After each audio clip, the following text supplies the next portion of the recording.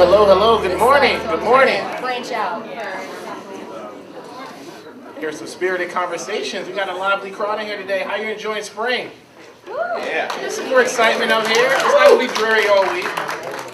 But I want to thank everyone for coming out and joining us today. Fellowshipping with the Baltimore County Chamber of Commerce. We put this together every month to kind of create that rapport for our members so they can kind of build that camaraderie that's going to lead to business deals, and that's what we want to see.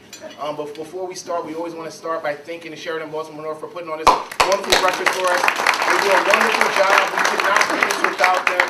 They do a great job, so please patronize them when you have your corporate events. Kind of give them a call. Deborah's right over there. She's taking business cards. She definitely can kind of get you signed up.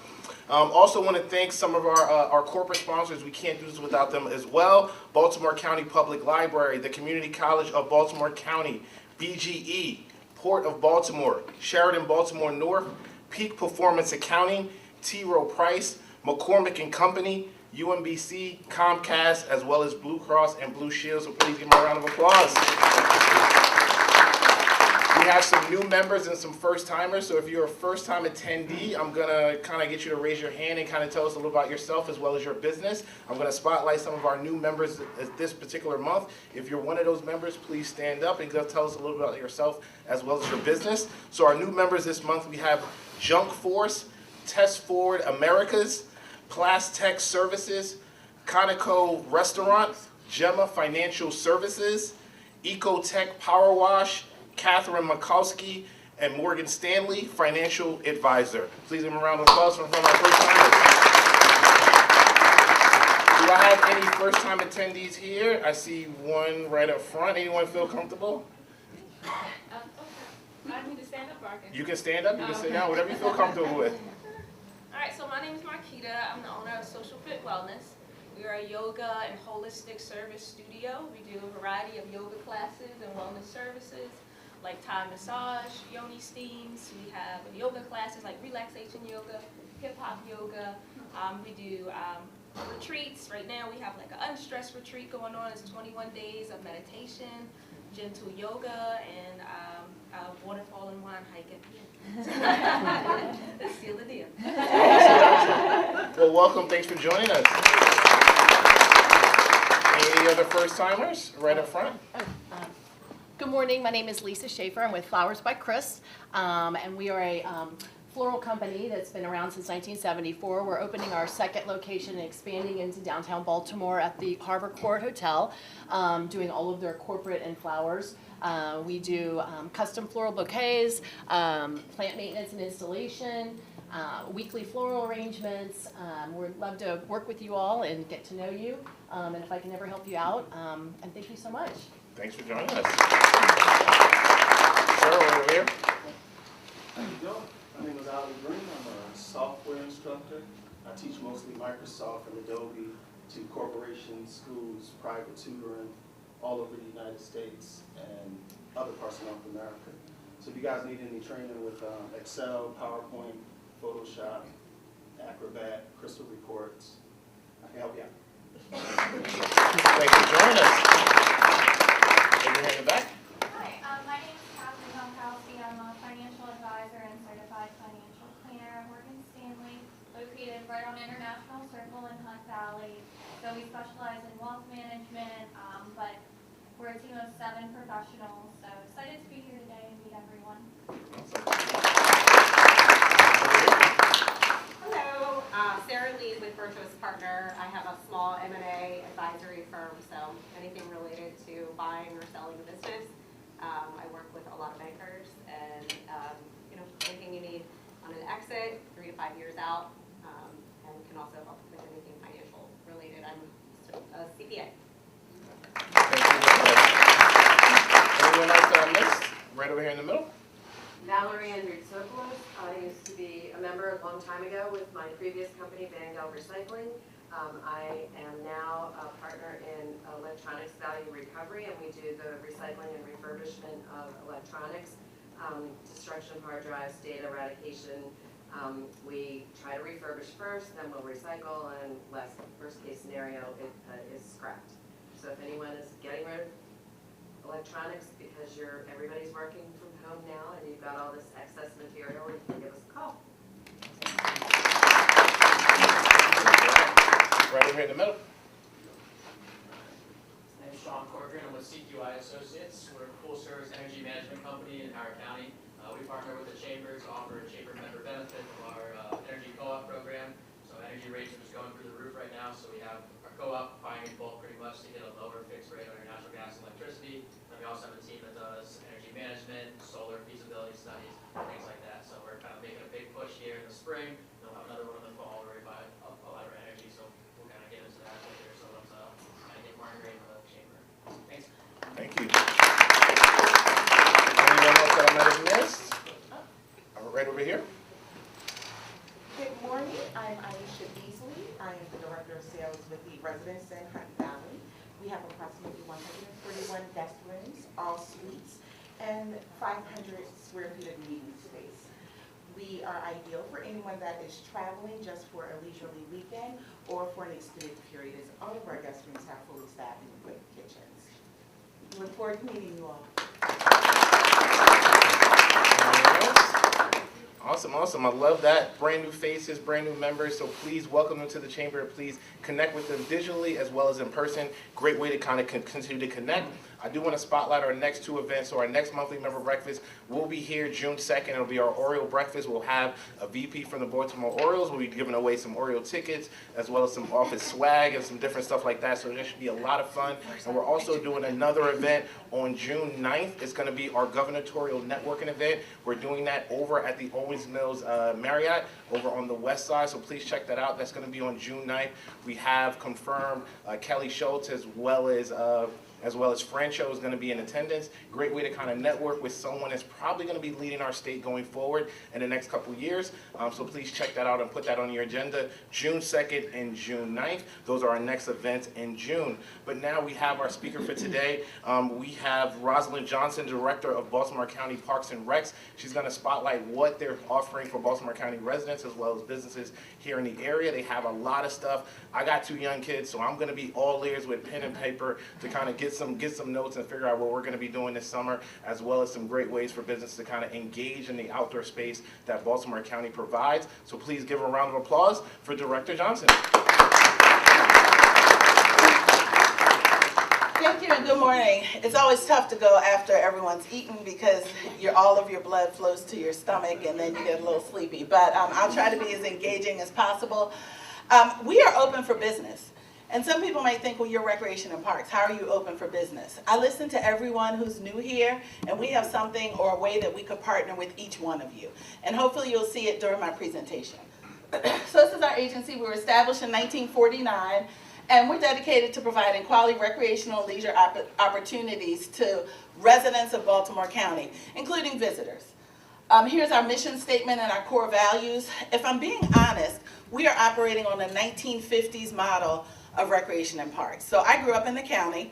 I grew up in Randallstown, was educated in Baltimore County Public School System, went away to University of Maryland College Park, and kind of never came back directly to the county. But while being there and traversing throughout my career, I realized, well, where was recreation and parks when I grew up?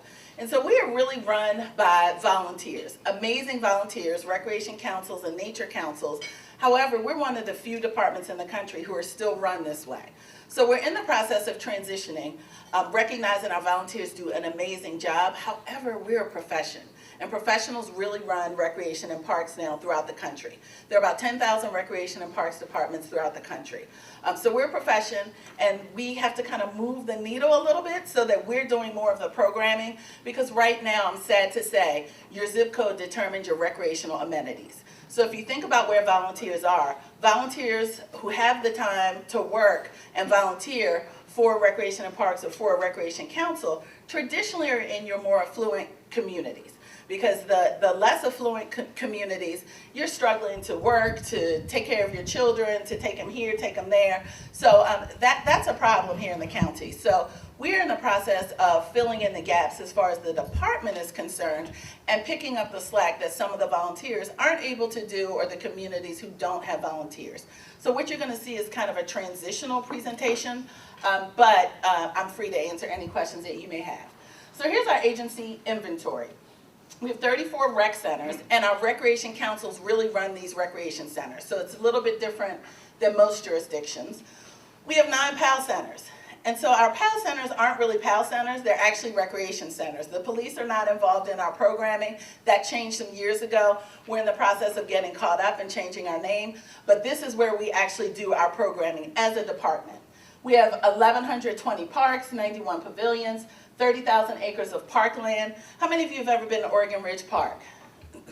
Awesome. Okay, it's about 1,100 acres. It's larger than Central Park, and we are undergoing a master planning process for Oregon Ridge Park right now. So if you look at our webpage, you can have input, and some people might say, well, I don't live near Oregon Ridge. It's a regional park. People from all over the county, from all over the area go to Oregon Ridge.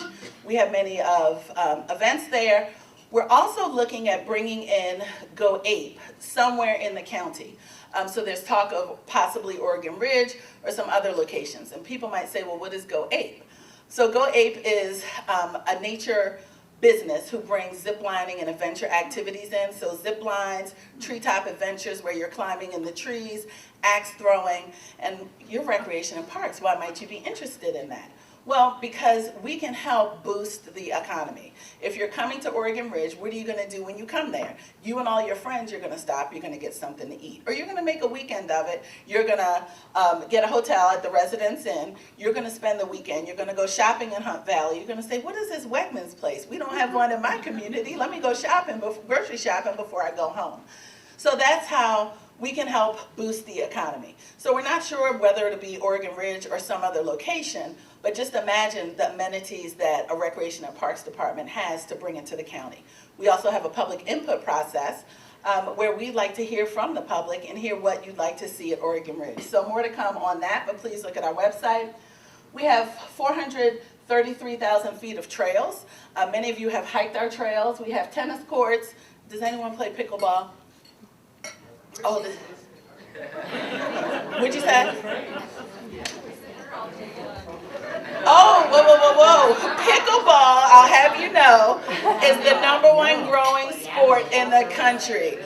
And it's actually named after someone's dog. So his dog was Pickle, and that's how we got pickleball. He made up the rules. And you're right, traditionally it's the older population, but younger people are getting into it, and PE teachers are starting to teach it in school to the kids. So it's growing. And I always say that with the tennis courts, because you have tennis enthusiasts and you have pickleballers, and never shall the two ever meet. So I can always tell a friendly room, because pickleballers are like, we need more pickleball courts. Every court needs to be pickleball. We have 258 playgrounds, 10 boat ramps, piers, 4 skate parks. We're getting ready to build our first skate park, our first concrete permanent skate park since 1970. And it's going to be amazing. The Downer is our current skateboard park, which has been in many video games and everywhere else. So we're looking at trademarking and copywriting this new skate park so that we'll get money whenever it's in video games.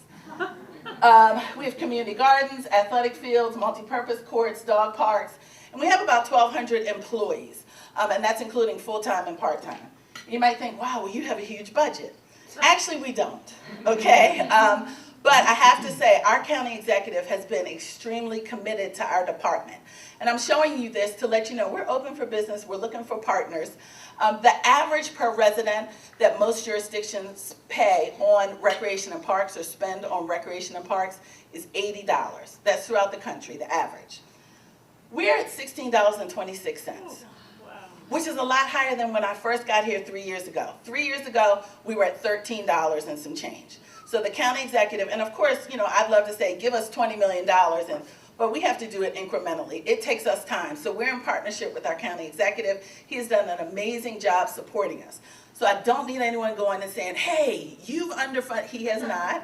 He has given us a lot more money, and he supports us wholeheartedly. We just want that support to continue, and we believe it will. So we're at about $16. Harford County is at $45.52. That's small little Harford County. So we are growing, and we're trying to grow in a smart way, and we're trying to grow in a way that we won't grow too quickly and we have missteps. All right? So what does that mean? So this is the county, that big ship, and our department is a little tugboat, right? And we really learned this during COVID. because it was a national pandemic. No one's ever been through it before, and people were like, what do we do?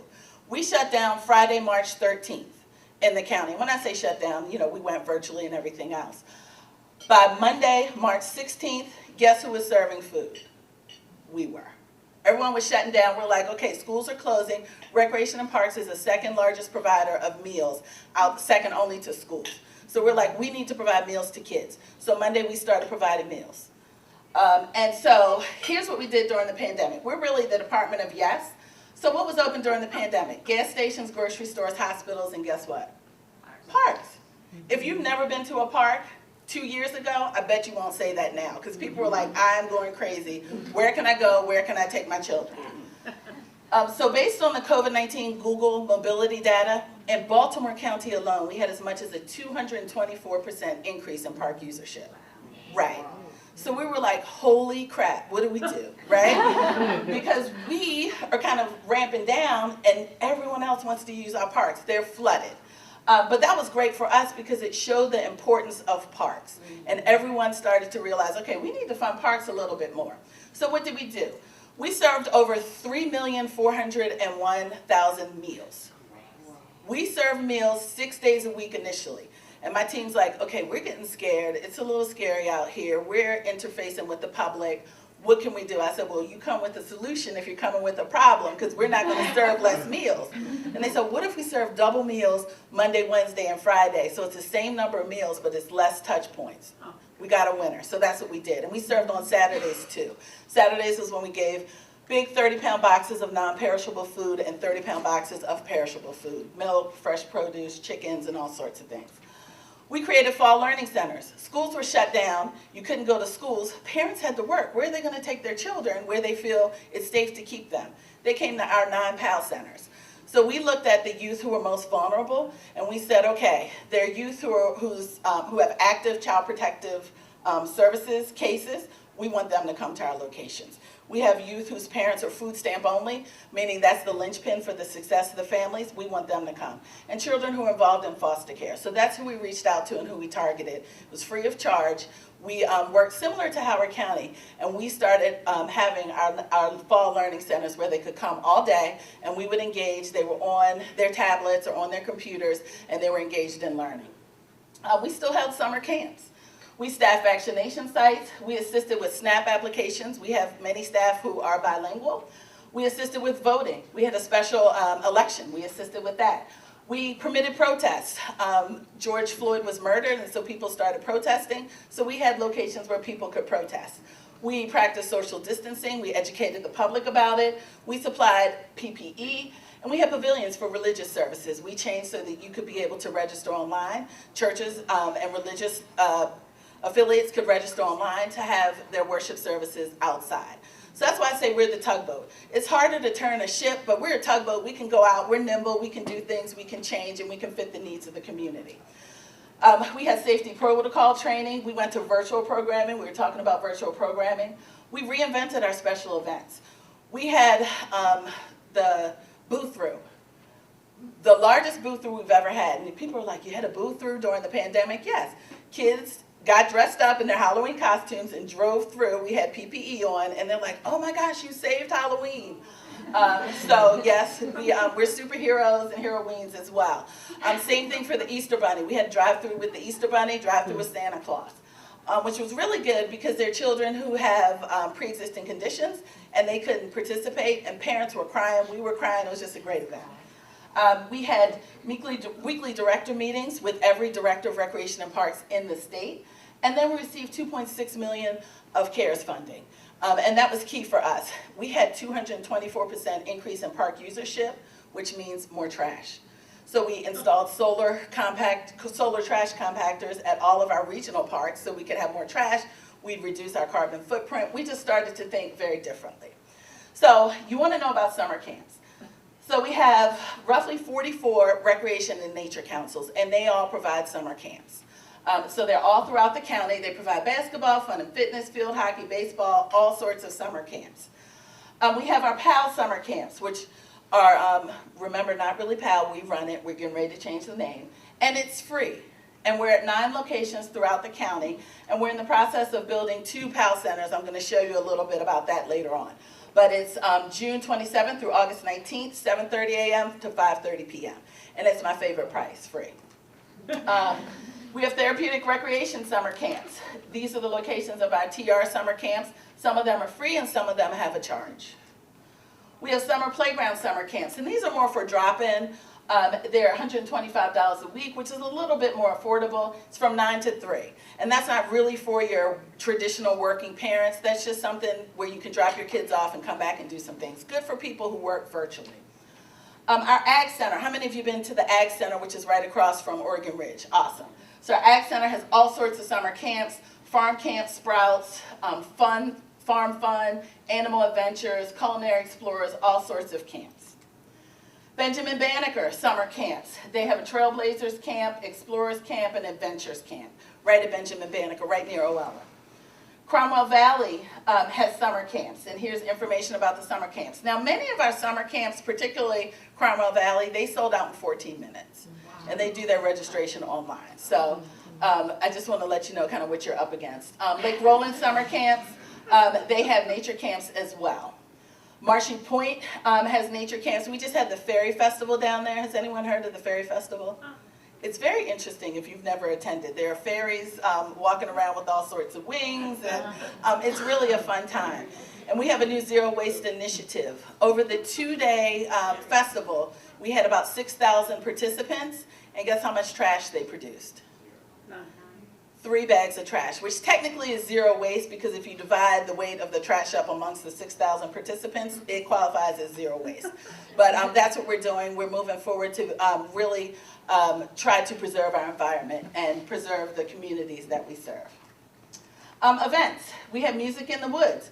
Music in the Woods is one of our events that is happening at Oregon Ridge Nature Center on June 4th. And this is where we're transitioning to department-directed events. We have our annual Pride celebration during Pride Month, which is June 11th. That's at Oregon Ridge. We have Juneteenth, the second annual Juneteenth celebration, which will be at Benjamin Banneker Historical Park and Museum. We have Screen on the Green. This is new for us, where we have movie nights in the parks at various locations. We purchased an electronic screen so we can show movies during the day. It's LED electronic. And we also have a blow-up screen, which we needed to be dark in order to show.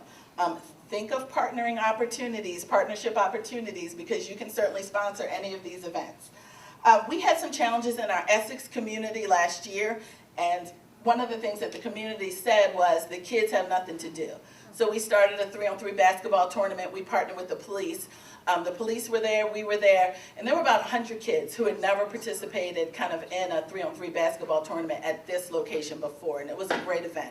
Parents were showing the police officers their children's report cards. Look, and he's on the honor roll, and that's why. And so it was great to see how the community was engaging with the police and with our teams. So this year we're doing it again. We're expanding it. We're going to have 2 locations, Solars Point and Reynolds Community Center. Our teens, we also on the news where the teens, there was a challenge at the Towson Mall with teens, and it's partially because they don't have anything to do. So we are starting teen programming at all of our 9 PAL centers. Also, we've learned that the highest incidence of suicide is with the LGBTQIA+ teen community, and you hear horrible stories of what the teens are going through. So particularly at our Cockeysville PAL Center is a safe place for teens who want to be a part of that community. And for us, the A in LGBTQIA does not stand for asexual, it stands for ally. And that's what we all are. So we have a lot of teen programs that we're starting at all 9 of our PAL centers. We have after-school programs at our PAL centers that, again, are free of charge. We have tons of nature programs all throughout the county, and you can kind of see our nature programs continued and many more. And these are programs that we are starting to lead. And we create more programs daily. Now, I shared with you about our budget. Our budget now, we're at about a little bit more than $14 million. When I first got here, we were at about $12 million. And so a good year for us with capital dollars was $4 million. So thanks to the voters, many of you in this room, last year, does anyone want to guess what our capital budget was?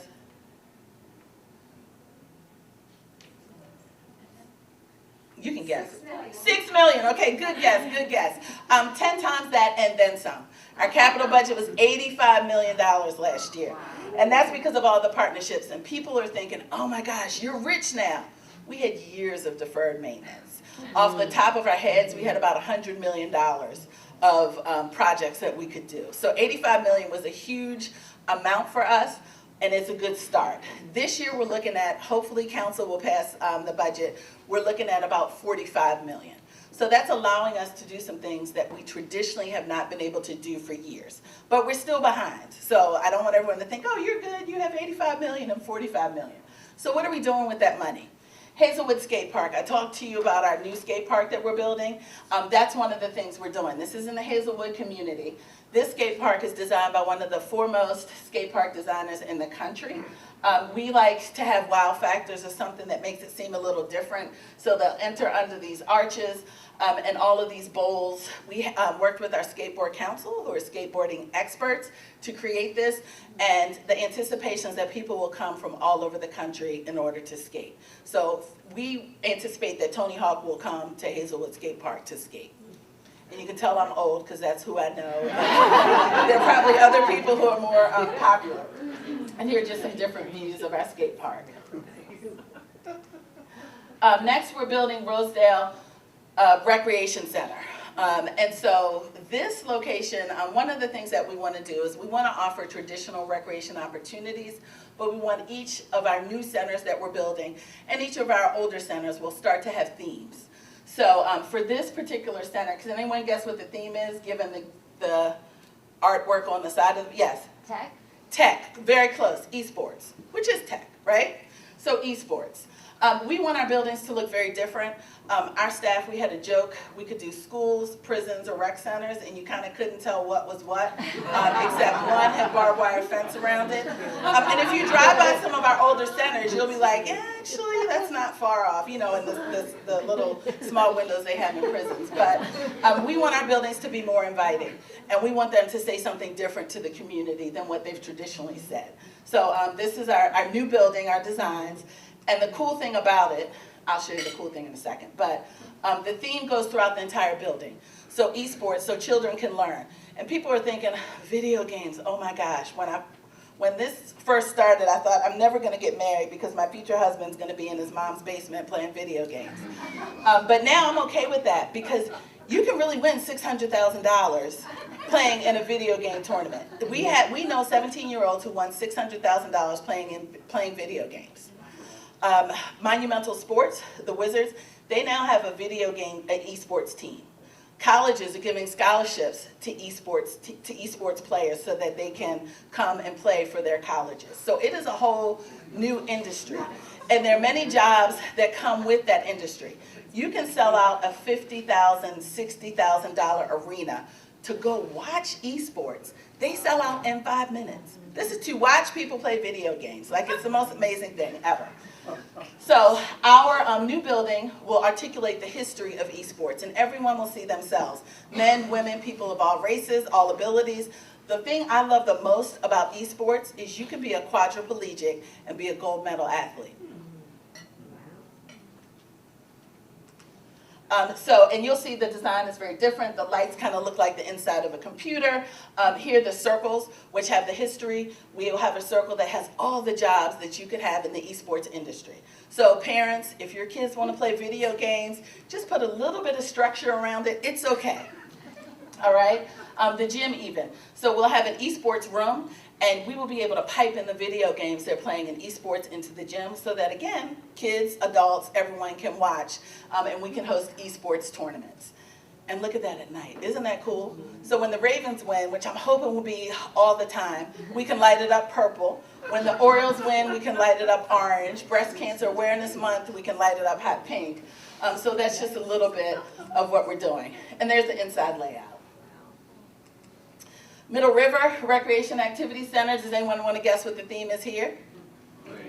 Aviation, yes. Aviation, Martin Airport, yes. And that's one of the actual planes. All of our facilities have an art component. The other one had gears in the front.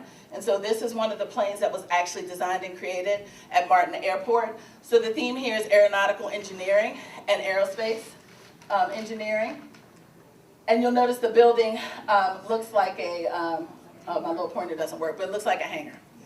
And it's all throughout the building. And you'll see the design, the actual lights look like propellers. And then the history of airplanes goes all throughout the building. You can see it's interpreted throughout. We even have Rosie the Riveter there because women played an important role, as well as African Americans' role in aeronautical engineering or airplane flight. And then we have positive messages throughout the gym. And then the hallway looks like a runway when you are either walking onto the airplane or when you see the runway. And here's the interpretation, some of the interpretation that's throughout. We have these cute little cubbies where normally people say, don't sit in the windowsill. We want kids to sit here. It's a safe space. Sit here, put your feet up, work on your computer, work on your laptop, or just read a book. And you'll see the propellers at the top too, or the lights.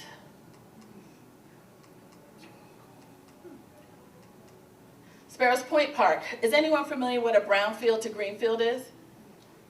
Okay, so a brownfield to greenfield means it's not the most environmentally friendly dirt, soil, or actual piece of land. And we clean it up and it turns into an environmentally friendly, clean piece of land. So that's our Sparrows Point Park. This will be a new center as well. We're paying homage to Bethlehem Steel. You'll see the art on the front is the skyline of the old Bethlehem Steel. We'll actually have a green wall here. We have a concession stand. And you can see the artwork a little bit more. This is actually an I-beam, an actual I-beam that was forged at Bethlehem Steel. We were able to get it. So that will be on our sign. And just the layout, the whole entire park will have an artificial turf field. We'll have a walkway around the turf field.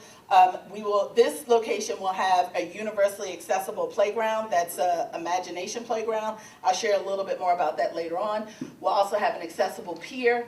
And then this nature area will be preserved for wildlife.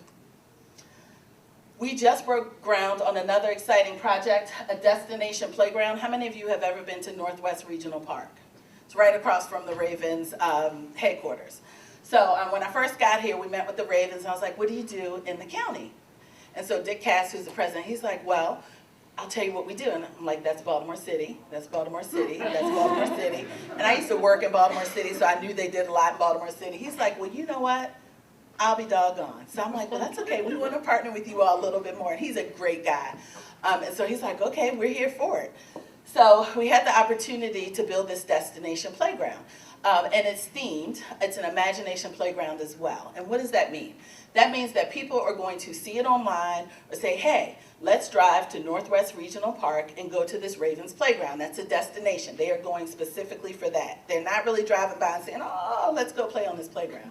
But that means they're stopping at Owings Mills. They're going to eat food while they're there. They might shop at the Costco over there. They're going to spend their money, and they're going to spend a considerable amount of time at this particular playground. And it's themed. The theme is Play Like a Raven. So this is the playground. It's a huge footprint for us. And so it's a 40-yard, timed 40-yard dash outside where you can actually run the 40-yard dash. The Ravens have committed, in my mind, that they are going to have their players run the 40-yard dash. So we'll put it up and you can really see, can you play like a Raven? Are you as fast as a Raven? We have an obstacle course, a timed outdoor obstacle course with 14 stations that you can go through. And then of course we have, it's not a traditional playground, but we have a playground. And so this tower is 17.6 feet tall. So it's huge for us. So this is our first county-owned destination imagination playground. And the theme is Play Like a Raven. We're also partnering with Baltimore County Public Libraries to highlight women in football because we want everyone to see themselves in what we do, and equity is a forefront in everything that we do. So that will be a book that we're having an author actually write for us. And we're having it illustrated as well to show women as superheroes as it pertains to football. And these are just some various views. We have a musical component here as well.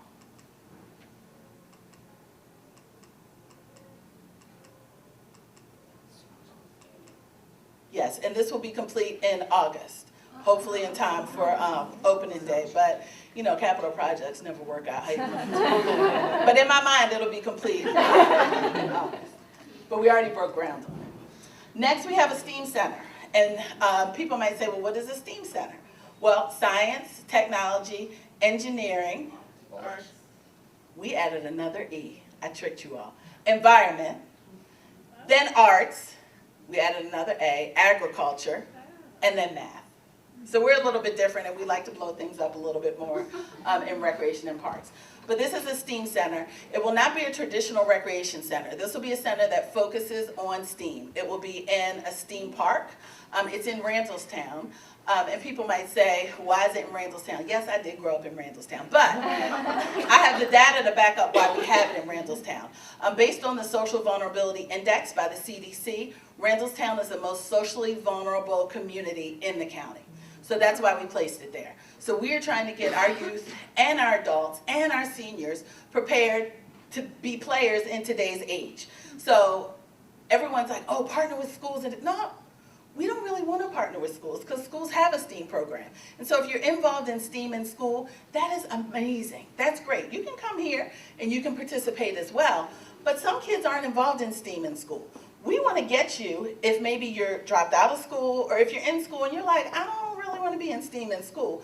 And we want to get you and we want to capture that. So we'll have 3D printing labs. We will have a black box theater. We'll have all sorts of things to really attract our youth to this STEAM center. So they'll be there all day. They can learn another skill. We can have our seniors learn computer skills as well. And seniors are pretty tech savvy now, let me just tell you, especially after COVID. Everyone has to know how to log on to Zoom and WebEx. And they're really experts now. But we feel that this will be a game changer for the community. And we anticipate we'll be building more STEAM centers throughout the county. And these are just some different views. And it will be in a nature park where we'll teach youth about the environment. There's something called Browning the Green. When we talk about sustainability, resilience, and climate change, there are very few black and brown people who are involved in it. So what we have to do is grow our own. We know that the future will not be monolithic. We know that we'll be in a very diverse community, and we need to start to plan for that. So this is what we're doing. And this is kind of a layout. We're not as far in the design phase as for this project, but this is what we're anticipating. We're also looking for sponsors for this as well. And that's my presentation.